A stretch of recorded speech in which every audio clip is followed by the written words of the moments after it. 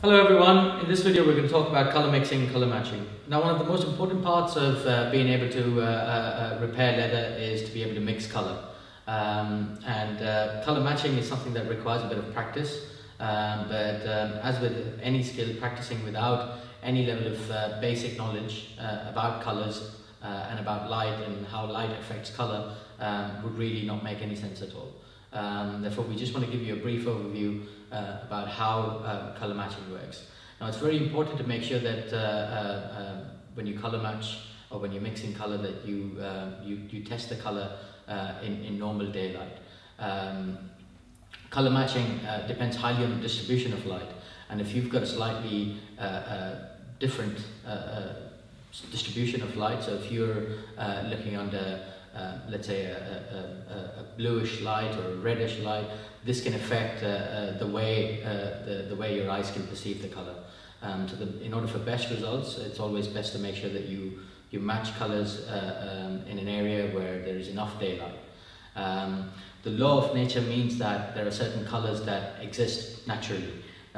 They're mainly designed or displayed in this color wheel here. And the colors that are available, our pigments and our colors that are available match this color wheel very, very closely.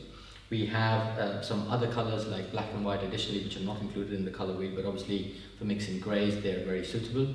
We also have some other colors that we have devised because we believe that there's a lot of leather out there which are included in this color.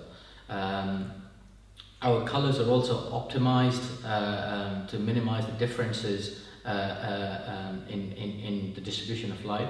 So they're optimized to make sure that even if you were to mix it under a slightly different light condition, they would give you a good match. In addition to these colors, we also have some neon colors. We also have some metallic effects, but we're very soon in the near future we plan to increase the set of 17 primary colors to 22 colors, and the sole intention of doing that is just to make color mixing a lot easier. So yeah, with this in mind, we'll look at color mixing in more detail, but I hope this gives you an idea. To summarize, it's very important to make sure that you mix colors in daylight.